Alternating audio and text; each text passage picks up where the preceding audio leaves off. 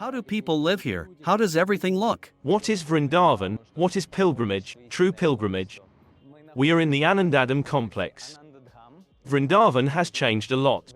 Vrindavan is a very sacred and complex place. Without guidance, and if it's your first trip to India at all, no, it's not the first place you should go. Our main practice is chanting the holy names, chanting the Maha Mantra. It's free, meaning it's not about money. Perhaps at some point, something paid will still be there. When we give, actually, we gain something. It's still not entirely selfless, but spiritual gain. Now we will engage in Goseva, serving cows. All 33 million demigods are in the cow. We definitely need a spiritual teacher. And you begin to notice with your mind, wow, it turns out there are things present in me. There is something to work with. The daily routine is just wonderful. Because, really, there is a lot of diversity here. In terms of lectures, in terms of events.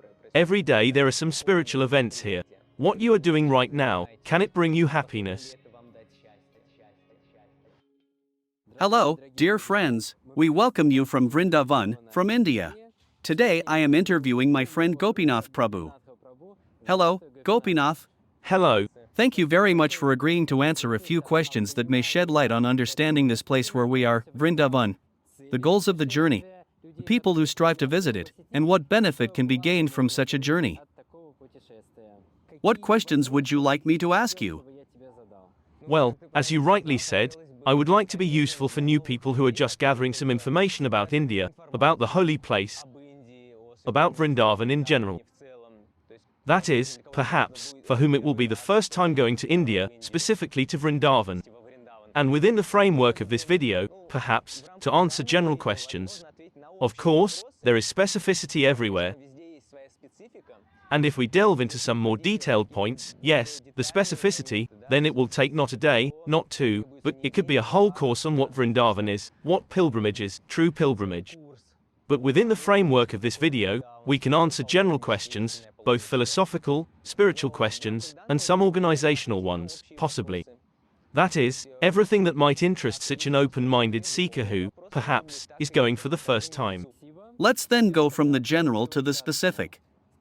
Please tell me, for whom is it relevant to visit Vrindavan? Who are the people who can find it useful and interesting?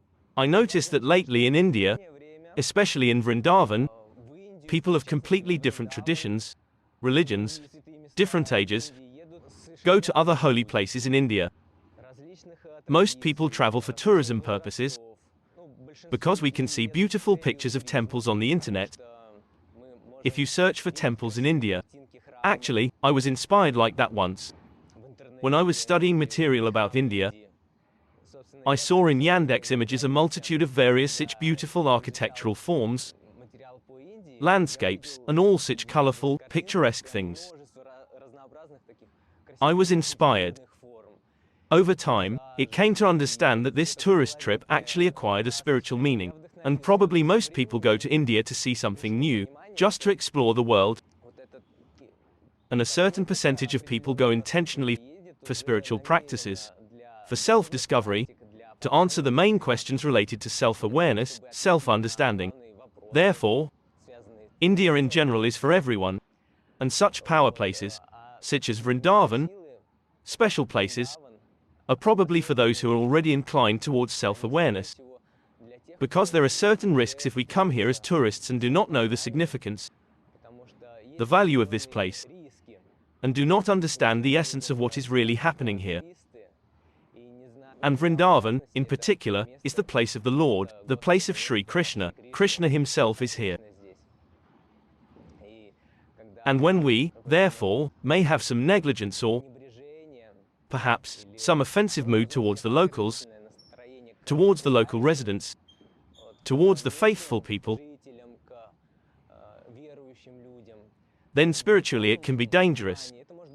That is, when a tourist conditionally of a materialistic mindset, an atheist, perhaps, comes here to such a place and looks down on the surroundings, behaves here accordingly, as if he is the master, then there are certain risks. So it is very important to be under guidance and with an understanding of why I am going here.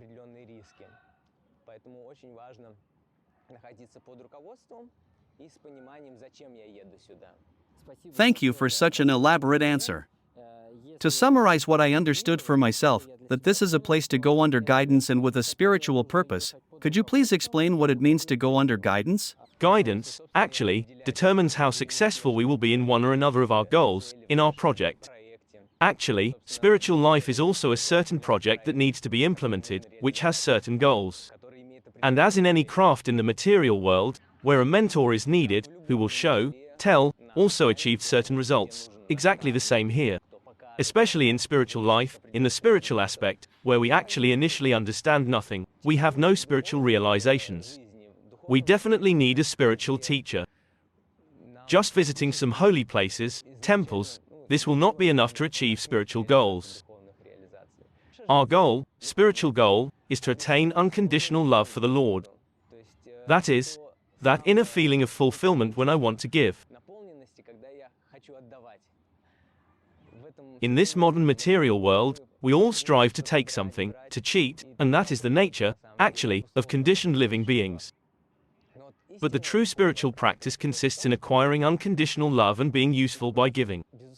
That is called the principle of service for us. For these purposes, we need that personality who follows these practices themselves and will give certain instructions according to our level. Therefore, simply visiting temples is not enough. And what is the main process for achieving that specified goal? It is listening. Listening to lectures from a realized personality and chanting the holy names together. That is, both individual practice and collective.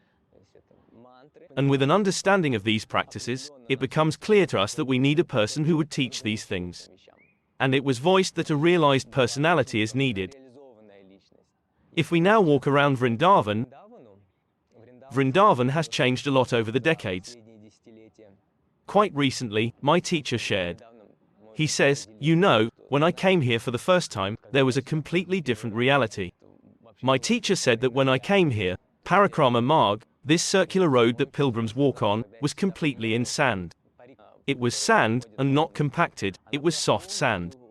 And mostly people moved on buffaloes, on horses. And there were carts. And it was so soft that it was even hard to ride on this road. It's not the asphalt that you can see now. There was a forest everywhere. So it was a real Vrindavan, which means forest. Now, if we walk around it, we will see all the manifestations of modern civilization. There are banners everywhere, everyone offers something. There are a lot of preachers because there are many spiritual directions present here. But that's why guidance is important, because there is indeed a very large diversity here in terms of lectures, in terms of events. Every day there are some spiritual events happening here. But far from all of those present here can go for the benefit of a living being, because there is a certain deviation from the true authoritative philosophy, from the true authoritative practices. And so, when a person comes here without guidance, for example, he decides to buy a tour and thinks, I'm more comfortable traveling alone, when it's not some kind of group. When I come alone and choose where to go, what to study, what to see. In this case, he just sees all this variety of banners, advertisements. And for him, in principle, it's all understandable. Everything is basically the same. That is, he still does not have an understanding of how to judge by what criteria what is good, what is bad, what will be useful, what is not very. And therefore, he is in great danger. And what is this danger? Yes, it may not be obvious. You come to a holy place, and they talk to you about some dangers here. The time we live in is called Kali Yuga, the time of degradation, when human consciousness is so low that even spiritual aspects are perverted. That is, a person begins to use what is originally purely sacred and spiritual, transcendental, he begins to use it for his material needs, motives, for his false ideas. And it ceases to be spiritual. I speak openly, honestly, as it is. In general, there are many sects everywhere. What is a sect? A sect is a place where people, under the pretext of spirituality, some esoteric practices, realize their ambitions, their material desires, and collect money from people. In return, a person does not get what he is really looking for. There is also a lot of this here. Since holy places are becoming more and more popular now, people who are enterprising, who understand the idea, where it is easier to collect money. They also try to be located in such places where an open, naive, simple-minded person can easier get into and come to such an organization. True spiritual guidance is necessary. True authoritative it will both advance us on our spiritual path and protect us. Goal is noble, give us understanding, give us the criteria by which we can understand what is good, what is bad. How to recognize this true spiritual guidance from enterprising people? Our teachers say that any philosophy can be tested. That is, if at some point in our life we were inspired to start leading a spiritual life, that now I want to engage in self-discovery. Then we begin to study one religion, tradition, another, a third. And the true tradition must answer 3 questions. That is like the foundation, it is our insurance. When we come to one organization or another, we can openly, sincerely ask, and attentively listen to the answers to the following questions. Please tell me, what is the goal of your philosophy? What can be achieved by being in your organization, in your tradition? What can I eventually attain? And you need to listen carefully to what the person will answer you. Ideally, of course, find that representative who seriously practices, not a novice, who also floats somewhere in many questions, because this will depend on the overall impression of the tradition. It is better to find someone who is qualified and already with an understanding that yes, if a practicing person for October 15, 20 years gives such an answer, some more or less objective conclusions can be drawn. That is, the first goal is to clarify whether there is an understanding at all, to what the secret philosophy, tradition will lead. And this is exactly where the sect often floats. There is no certainty. It always inspires us. True authoritative tradition inspires with a certain goal. And this goal is noble, pure. By its nature, it should be selfless.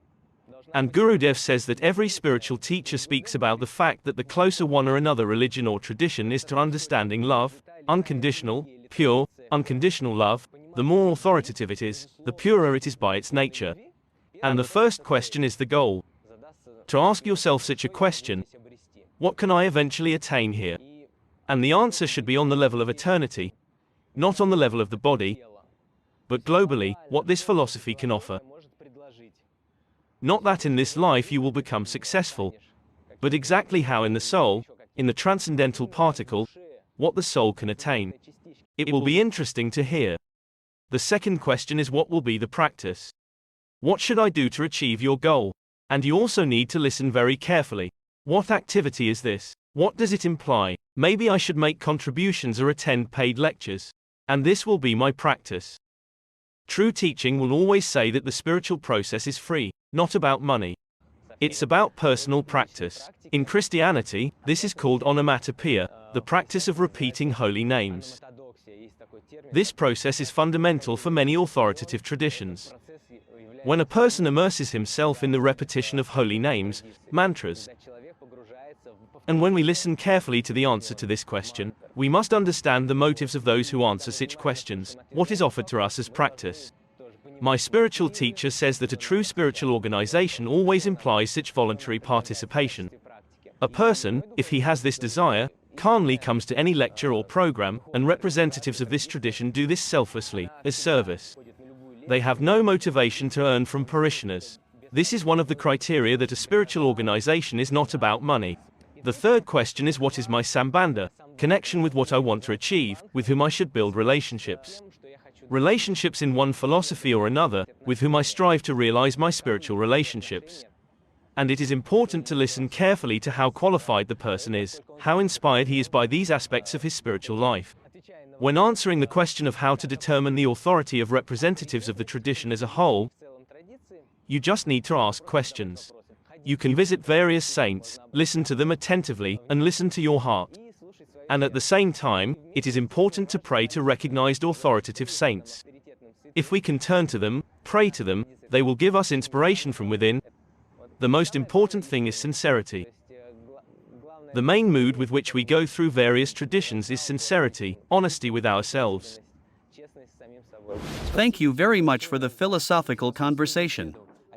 And now we would like to show our viewers the complex where we are, tell about interesting features of practical life here. How people live here, what everything looks like. Can we see that? Yes, of course. We are in the complex Anandadharma. That's the name of this complex. It is located next to the road, on the circular road Parikrama Marg. Parikrama means the path of pilgrimage. This is the main road along which the pilgrimage in Vrindavan takes place. It is considered that when you circumambulate Vrindavan along this circular road, which is about 12 kilometers long, well, you actually bypass all the temples located inside. And this is very auspicious for spiritual life. And our complex, Anandadam, is located right on this circular road. This is where we started walking. Actually, this is Parikrama Marg. The complex itself consists of a temple part, a temple complex, an altar, some residential buildings, and our rooms. There is also Gurukula. Gurukula is a school for boys who want to master Vedic knowledge in that direction. Here they study, probably, from the age of 8, plus or minus, and their education lasts 5 years. That is Gurukula, a small school. Then there is a dining hall where we honor prasadam. Goshala, a cowshed. And some green area where you can relax, engage in activities. Basically, that's what is represented here. Gopinath, a few more simple household questions. Please tell us how you live, where you live, what you eat. In general, what can you eat here? At the moment, we live in the ashram, literally 150 meters in that direction, and it's very noisy, very bustling. There are crowds of people, rickshaws honking, just crowds and crowds of people. And here in the ashram, the place where we are, it's a real oasis.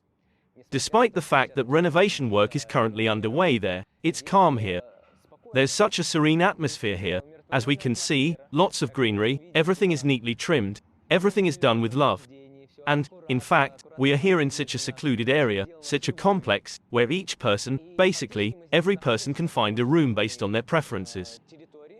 For example, brahmacharis, those who lead a monastic lifestyle, live in simpler rooms. Before, we lived in the big hall, where now the Gurukula students live. There were, actually, 10 to 12 beds and a shared barracks. Now we are in simpler rooms, but there are all the conditions, all the necessary conditions to practice and not be distracted by any household things. There is hot water, there are beds. If necessary, you can sleep on a mattress, you can remove the mattress, and sleep on a wooden bed. So, everything is like normal people do. There is a higher level room, as far as I understand, a middle level, with more amenities, maybe a larger room, more spacious somehow, better equipped. And there is a VIP room. So, if you want, or if you yourself are a VIP person or want to invite a VIP guest, such rooms are also present in this complex. Essentially, they are like modern European rooms. But that's about how we live. About the rooms, understood. And what do you eat here? Do you cook yourselves or is ready-made food distributed? What are the options? In reality, there are several options. There are rooms with kitchens, and a person can cook for themselves. Here you can buy a gas cylinder or a multi-cooker. There is a space where you can chop something, boil, fry. For those who cook for themselves, please, all conditions are there. For those who don't have time for this, and who generally don't cook, you can go together for prasadam.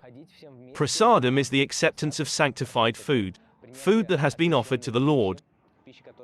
So, it's already food that has been cooked, offered on the altar. And you just come, buy a ticket in advance, take your seat, and they bring you a plate. You can bring your own plate, but they bring a plate and various vegetarian dishes, which are balanced. Vegetables, grains, legume dishes are periodically offered, as well as sweet dishes. Every day they offer a drink called chark. It's like buttermilk, because here nearby we have Goshala. There are many well-kept, good cows here, and from him comes milk. I don't know where the milk goes. We haven't seen any milk. They offer buttermilk with greens for lunch, very tasty.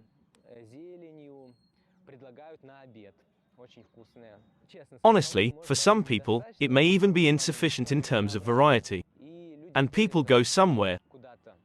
They cook balanced, tasty food, which is quite acceptable for an ordinary person who doesn't expect any delicacies, and it's quite affordable. At the moment, lunch costs in rubles, if converted 100 rubles. And you can have unlimited refills. It only remains to get an endless stomach. Yes, that is, they feed you until you refuse. In the Vedic tradition, when a person just refuses after being offered, it's not enough. It means that he may refuse out of politeness. But still, you need to put some food on his plate, offer him a little. Please, tell me, what goal can I achieve if I come to the tradition you practice? The tradition I try to follow is called Gaudiya Vaishnavism. Vaishnavism implies that we focus on and strive to develop our relationship with the personality. The Lord is first and foremost a personality for us.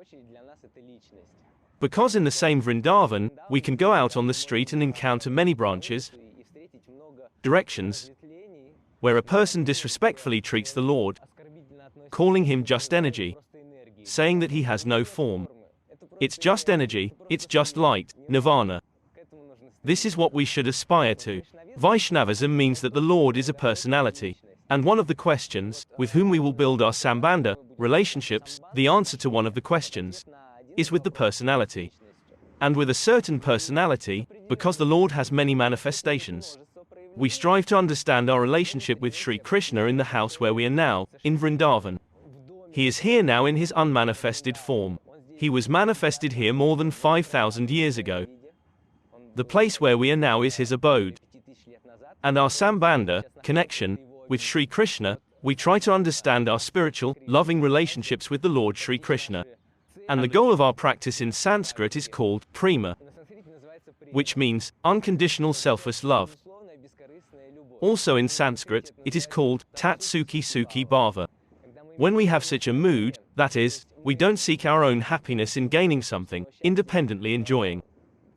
For us, our happiness is the happiness experienced by the object of our love. As it was said, Vaishnavism is addressed to the personality. Gaudiya implies that we are in certain relationships not only with Sri Krishna. In his spiritual abode, there are lovers, there are relatives, there are his parents, there are brothers, there are friends. He has a beloved as well. And we try to be in certain relationships, related to this perspective. So, when we perceive the Lord not individually, as a separate character, a separate personality, we always strive to see them together. Sri Krishna and Srimati Radharani, his beloved, in Gaudiya Vaishnavism, we are in a line of relationships with the divine couple. They are always together for us. This is our tradition, our vision, and perception of the Lord. So, the goal is prema, unconditional love for the Lord, where we don't desire anything for ourselves. And all our happiness rests on the happiness of the divine couple. The practice through which we can achieve this is called Haranama Sankirtana, which involves individual practice of chanting the holy names, especially the Maha Mantra. When we take a rosary with 108 beads and repeat the mantra in such a way that we hear it, we actually accept this sound vibration, and thus, the process of cleansing consciousness from material contamination occurs. And then, when consciousness is sufficiently purified, this mantra begins to manifest its form because the mantra itself is the Lord. The Maha Mantra, the greatest mantra, is the manifestation of the Lord here in this world. And when we properly cleanse our consciousness, we can attain spiritual realization. We can see in samadhi, in spiritual trance, the form of the Lord, see his qualities, see his companions, his deeds, his divine pastimes. The main practice consists of chanting the holy names on beads, performing such secluded practice, and also gathering together.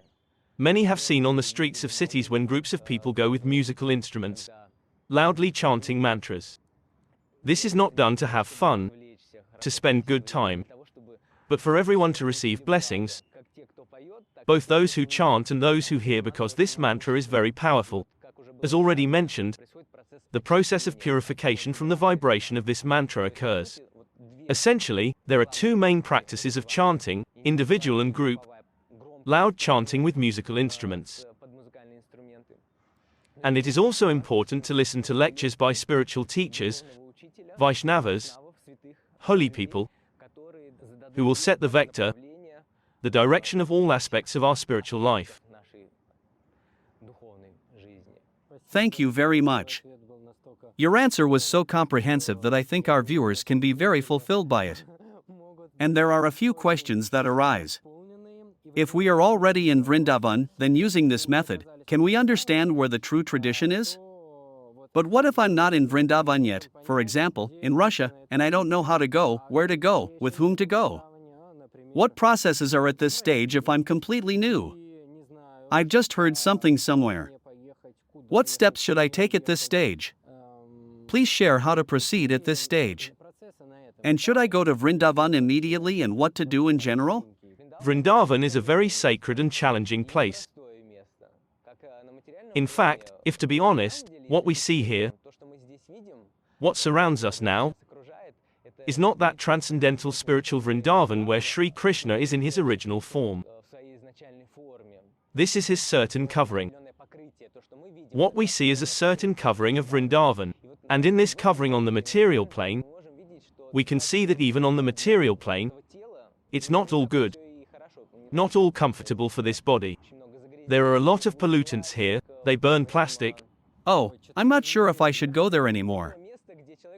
Well, and on a spiritual level, some processes are happening here too, which without guidance can be misinterpreted. One can be disappointed and leave, and a wrong impression can be formed. Therefore, it is important to do preparatory work. Absolutely everything in our life comes down to the purity of our consciousness. That is, the cleaner our consciousness is, the closer we are to reality, the further away from our fanciful concepts. Because it's very easy to come, make your conclusion, leave, and then broadcast it to others, and others too will think that somehow. If our consciousness is sufficiently pure, and if we have a certain environment, then we will be closer to reality, closer to the reality of perceiving how things are actually arranged here. But our consciousness needs to be prepared. To come to Vrindavan with an unprepared consciousness and spiritually progress here independently, I think, is difficult unless there is a sufficient background in past lives, certain spiritual merits. There is a small chance that a person will be successful here. But if the consciousness is sufficiently prepared, and this implies sufficient communication with the appropriate environment, those who practice themselves, this implies certain knowledge so that a person comes already with a certain understanding of what is happening here and why I am going here. To have awareness, pursuing precisely spiritual goals. Well, and together with this, there is such an aspect, in Sanskrit it is called bhakti sukriti, the aspect of spiritual piety. Each of us has a certain stock of spiritual piety, and it will determine how much we will progress in this life on this spiritual vector. How much access will be granted to us to various aspects of spiritual existence. And if a person lacks bhakti sukriti, this spiritual piety, if they haven't practiced much in past lives, there is a high probability that they will not stay here for long, won't be inspired, won't meet a personality who inspires them. But to increase these chances and at the same time to obtain the mercy of the Lord, there is another important place for us, which will greatly increase the chances on the spiritual path. That is precisely the spiritual practice in Vrindavan. This place is called Navadvipa. This is also India, the eastern part of India. And it is the sacred place where the Lord manifested himself just over 500 years ago with his companions. And this place is considered the most merciful place in the entire universe. A person who simply goes there, without having, as it has already been said, a very small stock of piety, spiritual piety. But this does not mean that he is bad or good. Well, just like that. He doesn't have much spiritual practice yet. He just goes there sincerely, openly, and in this place of Sri Chaitanya Mahaprabhu, Sri Nityananda Prabhu. And there he gains just boundless, causeless mercy of these two personalities. When he comes with the mindset that I definitely need guidance, please send me your companion who will lead me into the spiritual world. when a person comes with such a mindset to this place, not to Vrindavan, but to Navadvipa, he greatly multiplies his chances of being successful here in Vrindavan. Successful in the spiritual sense. So, is it definite to go to Vrindavan if there is no guidance? And if it's the first trip to India at all? No, this is not the first place to go. This is definitely not the first place to go in your spiritual search. This is not Vrindavan. This is a fact. What can be the strategy? If we are still in Russia, then now, at that time, say, 70 years ago, it would have been more difficult. That is, 70 years ago, it would still have been necessary to go to India first and somehow conduct this exploratory work. But now the mission of Sri Chaitanya Mahaprabhu has spread all over the world. And thanks to modern technologies, the internet, broadcasts, well, now everything is available, everything is on the internet, you can do preparatory work while still in Russia. We have a lot of contacts and acquaintances in almost all the main central cities in Russia. And you can get to know, communicate. You can always engage in live communication and absorb this inspiration primarily from a personality, even while in Russia. If such an opportunity is not available, you can listen to broadcasts, lectures online, you can ask questions online.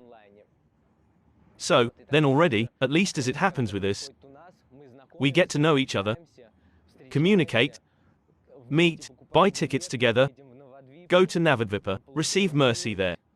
And then also as a large group, we go to Vrindavan, and then return to Russia together.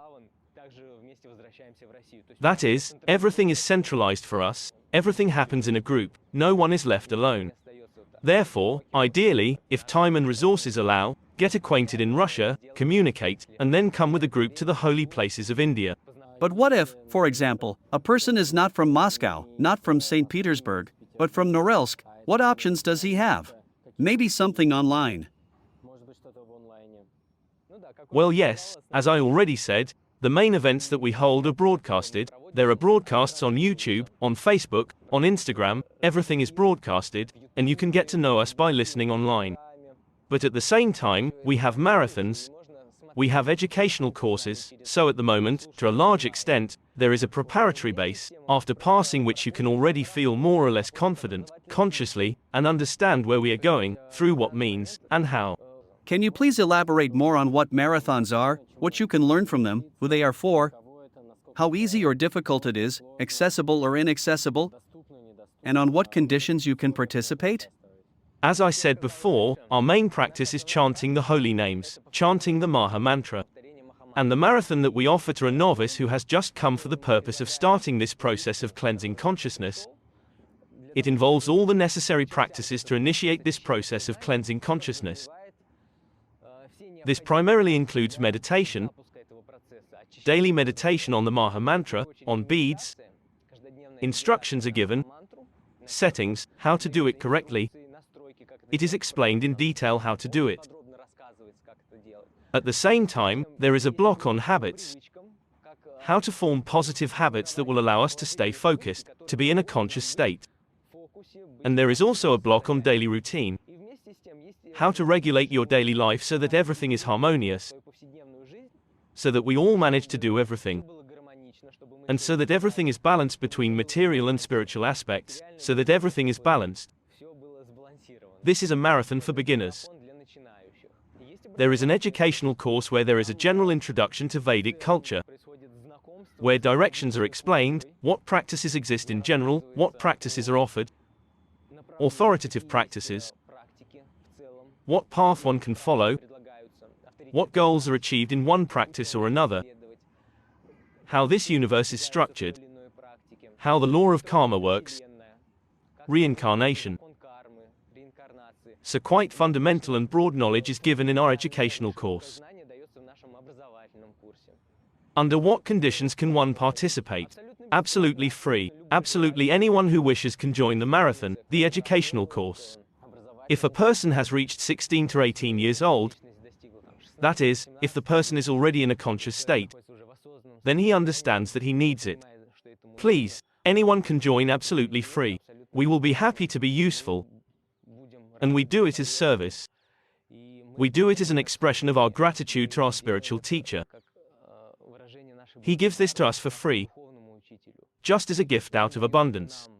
We accept it with gratitude. And the only price,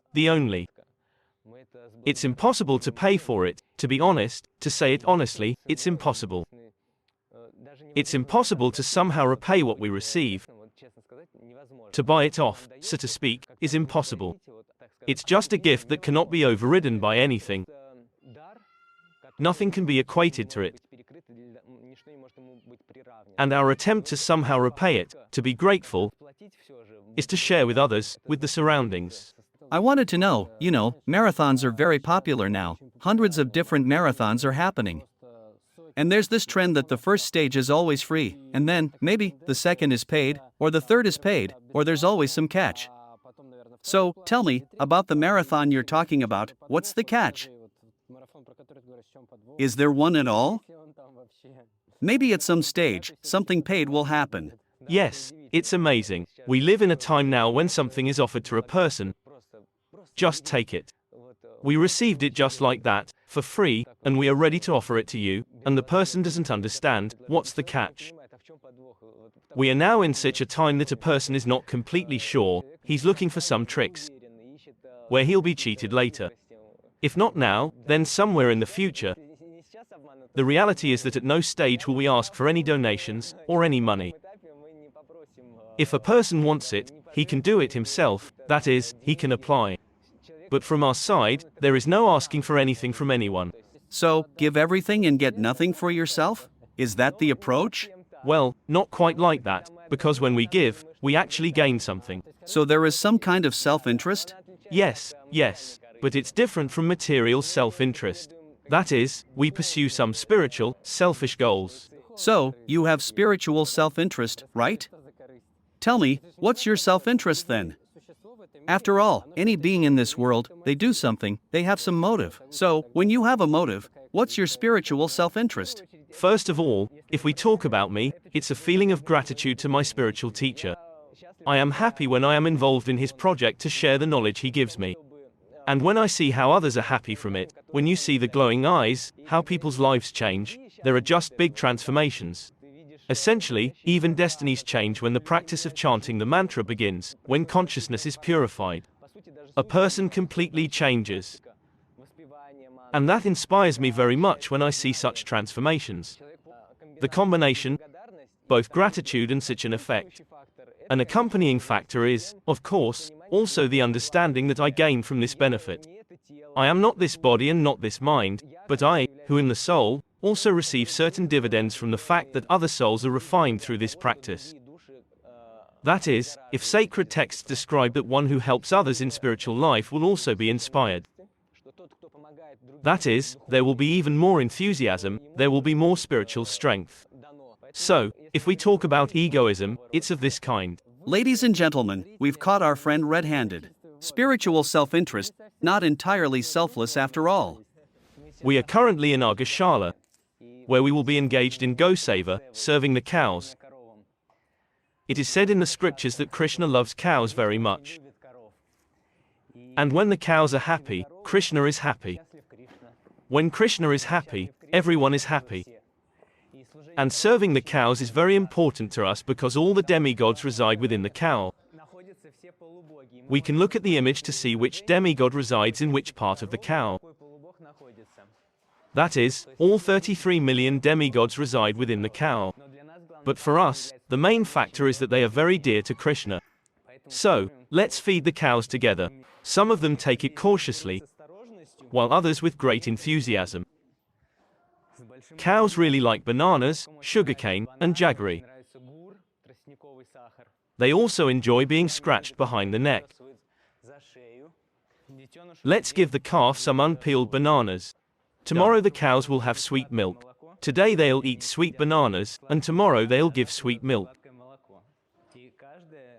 And each one is a true individuality. Each one is a unique personality. Some are very calm, while others are quite spirited. Let's offer some to the little ones. The little ones don't seem to have a taste for bananas yet. Maybe they need to grow a little. and here their lunch is being prepared. Gopinath, perhaps our viewers will find it interesting. Everyone thinks we're in Vrindavan, India. It must be hot under the cap. Yes, the place where we are currently located is Vrindavan, and at this time of year, in December, it's quite cool here. Vrindavan is about 3 to 4 hours drive from New Delhi, the capital of India, slightly to the south. Yes, there might be a stereotype that India is always hot here, but India also has its climate zones. It's quite cool here now, especially in the mornings and evenings, in December, January, February. March already starts to warm up, in this period of time. By Russian standards, one might say it's not cold at all, but you still feel that the air is quite piercing, cool, because there are no double-glazed windows here, everything is quite open, all made of stone, and when it's only 8 to 10 degrees Celsius, you feel a bit chilled, so we wear woolen socks during this time. There are warm shawls, wraps, and hats. You feel more comfortable during this time.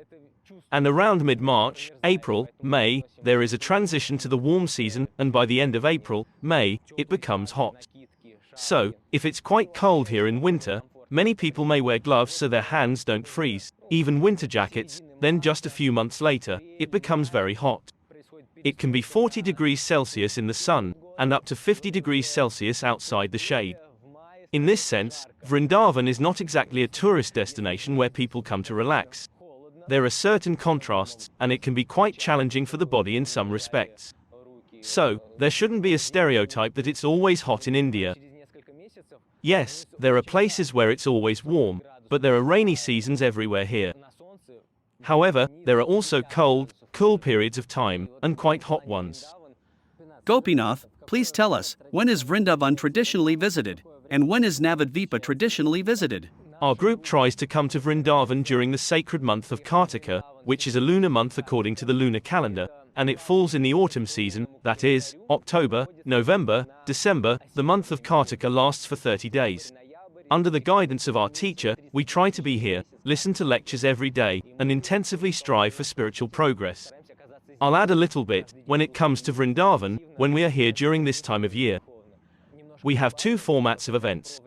There are days when we spend the whole day in the complex, in the ashram, without going out, and we listen to lectures twice a day, and there are days when after listening to the lecture in the morning, we can immediately, after lunch or even later, go to the holy places of Vrindavan and its surroundings.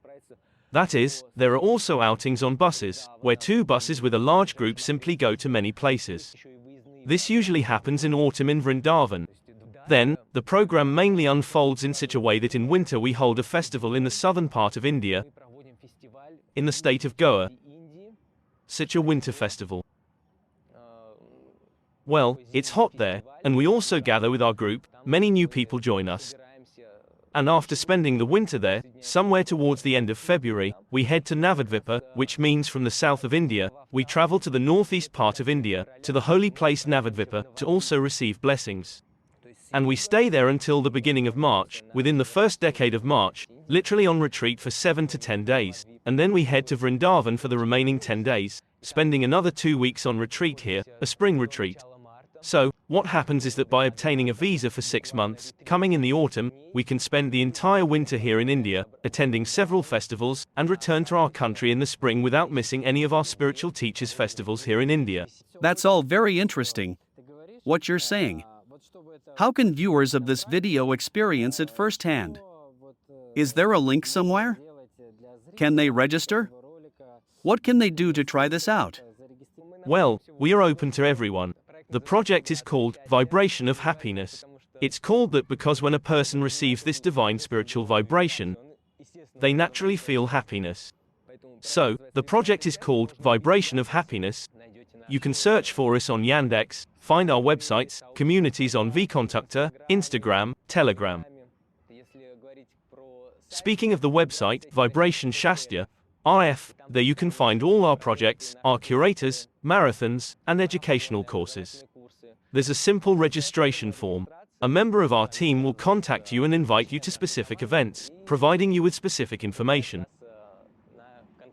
It would be interesting, I think, to try it out. What results can we expect from participating in this marathon, this training? What benefits will there be? Because there are so many courses now, probably thousands of videos downloaded by everyone. So, in order to prioritize, it would be nice to understand what we will gain from participating. What's common for everyone is that many people notice changes in their habits.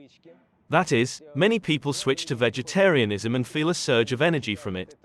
For many, this is surprising, but those who still decide to take this step, those who adopt this habit of vegetarianism, they note positive changes in health, bodily connections. So, that's common for everyone.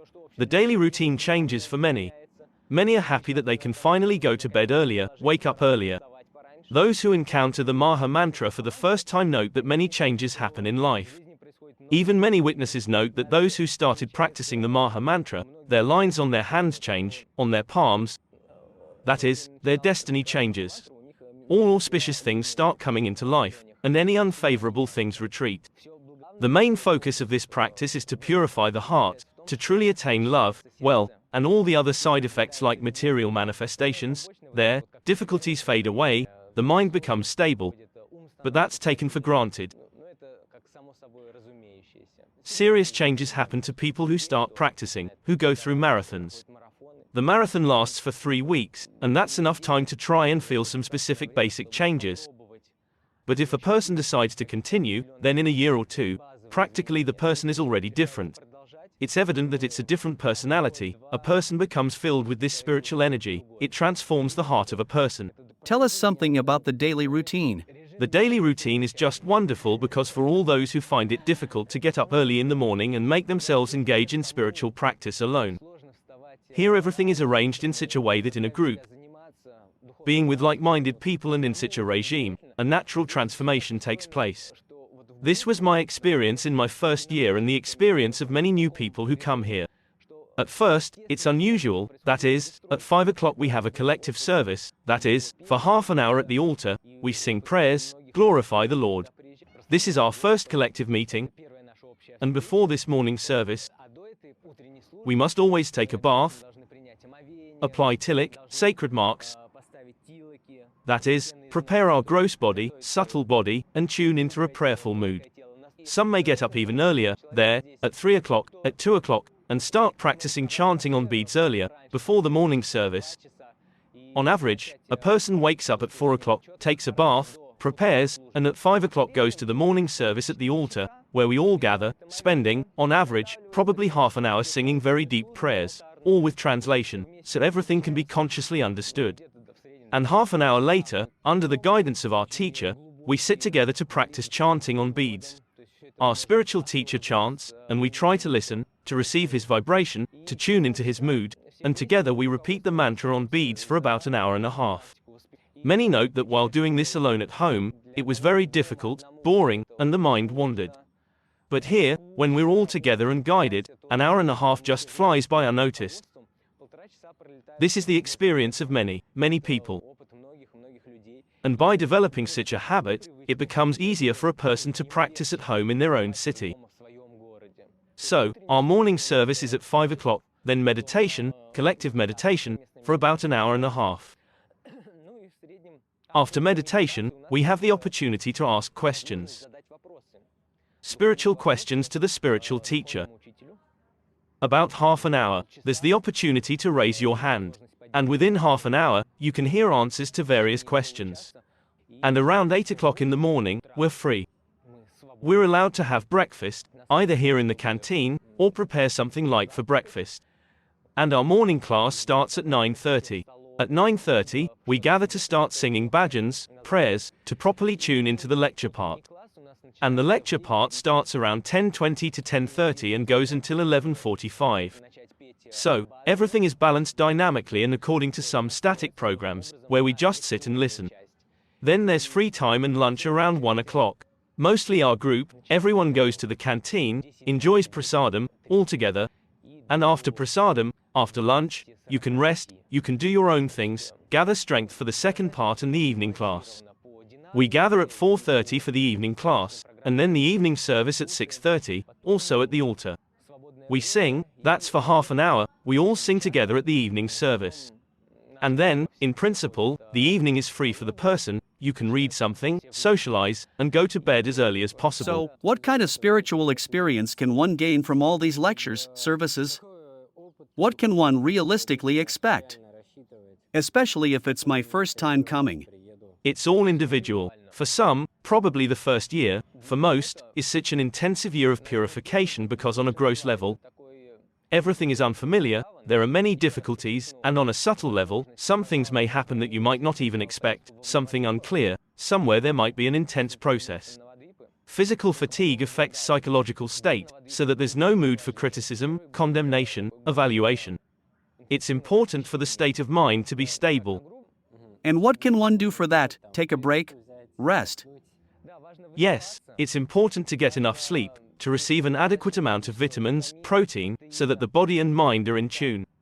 And then, even though the first year is quite a trial because there's intense cleansing from all those offenses committed in the past. And in a big city, a person may not even suspect that their mind is so unstable, so offensive, so possessing such unpleasant qualities.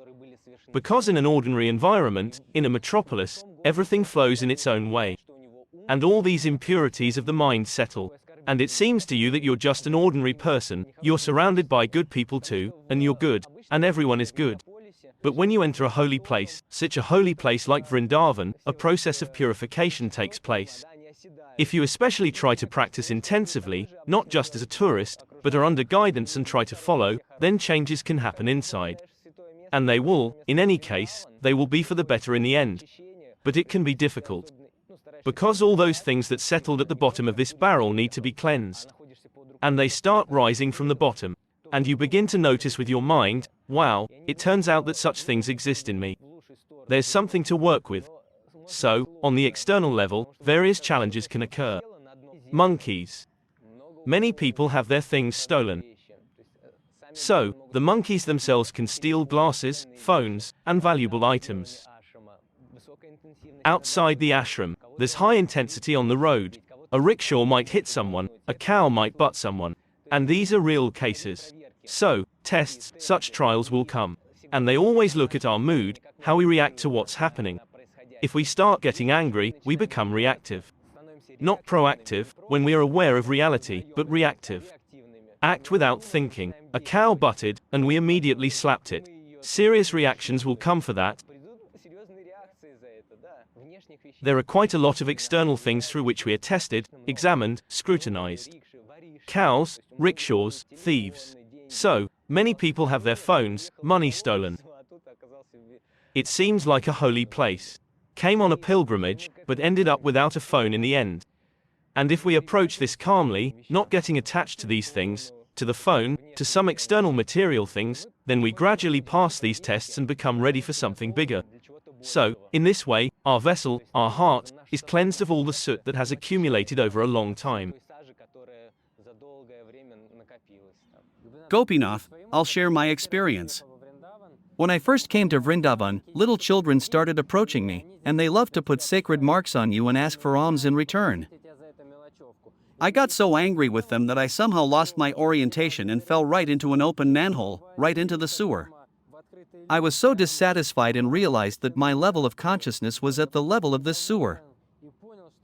But overall, based on my experience, I can also say that Vrindavan is not a place for beginners, but when we were in Navadvipa Dhamma, everything was more or less smooth, easy.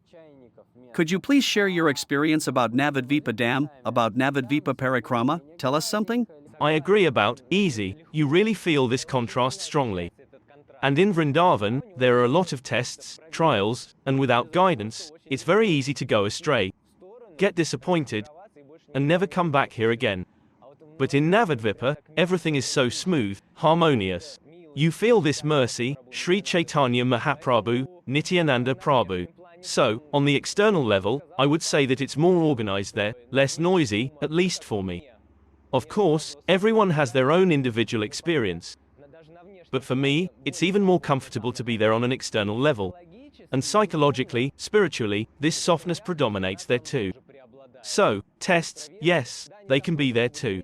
The mercy of Navadvipa also manifests in the fact that a person who is not prepared in consciousness, in mood, can commit offenses to spiritual objects, to Vaishnavas, to holy personalities, to the holy place, even unintentionally somewhere he can commit such offenses. And Navadvipa just does not accept these offenses. It doesn't affect its spiritual balance. It's not written off from you, so there are no reactions. Well, somewhere something might come, but not like in Vrindavan. So, from time to time, we are told, please come to Navadvipa. It's very merciful, and it's very beautiful there. Navadvipa translates as Dvipa, island, Nav, on the water. It's a holy place of 9 islands. 3 holy rivers flow there, and the intersections of these rivers create islands. Each island is very significant. Each island represents a certain spiritual practice and gives power to practice. So it's very important to go there, recharge, fill yourself spiritually. And then, in such an attitude of reverence, come to Vrindavan and also try to establish your relationship with Vrindavan. It's all about relationships, actually. These are not impersonal processes, mechanical processes. At every moment, there are processes of establishing relationships with the holy place, with Vaishnavas, with holy personalities, with the Lord. Could you please answer a question that I haven't asked you, but I think it's very important? Please ask yourself a question that you consider very important for the audience and answer it, please. What is absolutely relevant to everyone, what everyone is searching for is called happiness. Every person, in one way or another, seeks this state in their activities. A state of consciousness, a state of the soul, where there is tranquility, there is love, fulfillment, saturation. This common term can be denoted as happiness. And wherever a person seeks this happiness, whatever material activity he tries to find it in, be it a career, family happiness, or something else, inevitable disappointments await him on the material platform if he stakes everything precisely on this aspect of his life, on some particular aspect of life. But if, at the right time, he comes to know that true happiness is possible only on the spiritual platform, only together with a combination of spiritual life, with spiritual practice, then such a person is truly fortunate. And if a person asks, where to find this happiness, the answer would be that he needs to search for it within himself. Certainly, this must happen through the process of self-realization and through the process of understanding oneself as a soul in connection with the Lord. Not separately, as is very popular nowadays. Unfortunately, where I understand myself as energy, as infinite energy. This will not lead to complete happiness. But complete happiness, boundless happiness, it lies precisely in self-realization through a relationship with the Lord. And this can only be achieved through chanting, through mantra. But again, independently, if a person hears, for example, reads on the internet, the Maha mantra is very powerful. And then thinks, I will achieve everything by my own efforts. Here, too, it is necessary to understand that this is impossible. We must receive this mantra from a transcendental personality, from a holy personality who has realized this mantra in their heart and will pass this mantra to us through the process of initiation, through dedication. And by serving such a personality, engaging in spiritual practice, over time this state of happiness will come. True happiness is in the process of self-realization and in harmony with oneself and with the external world. Thank you very much, you have given detailed answers. There is much to think about. What parting words would you say to our viewers? Basically, it was contained in the last question, that if you strive for happiness, if you strive for harmony, then please, be honest with yourself and answer the questions about what you are currently doing. Is it capable of bringing you happiness? Or are you still in illusion and deceiving yourself, thinking that when I finish college, I will be happy? Or when I find my soulmate, I will be happy? Or when I have children, grandchildren, then I will be happy. So, you just need to sincerely answer these questions for yourself. Is it really so? Because many, unfortunately, prefer to remain in this illusion. They run, without looking back, neither to the sides, nor at their own lives. Holding on to this concept that I am convinced that I will be happy under such and such conditions. In reality, if a person just sits down and admits to themselves that this is what their father, Mother thought that they would be happy when children, grandchildren appear or something else. The same was thought by their grandfather, grandmother, and previous generations. But if you ask them if they are happy, the answer most often is that something was missing. Therefore, as a wish, give yourself the opportunity to answer these questions and build a strategy on how to become happy. If not these things, then what things can make me happy and what am I doing for it? If I'm not doing anything for it, if I lack the process of self-realization, spiritual life, then start searching. And the key to success will be the environment. It's impossible for a person to solve these questions independently. Thank you very much. I hope then, by spiritual fortune, I will be able to go to Navadvipa, or maybe we will make another video, another interview, and continue our fascinating conversation. Thank you very much for taking so much time, clarifying many doubts, misunderstandings. Thank you very much for your sincerity, for your openness. I hope all our listeners have received spiritual inspiration and will be able to reach Vrindavan through Navadvipa. Thank you very much. Very interesting questions. I hope we have been somehow useful to our listeners and will be glad to meet. Not necessarily in the holy place. Somewhere in Russia, we can meet at our programs, and we will always strive to get to Navadvipa, and then to Vrindavan.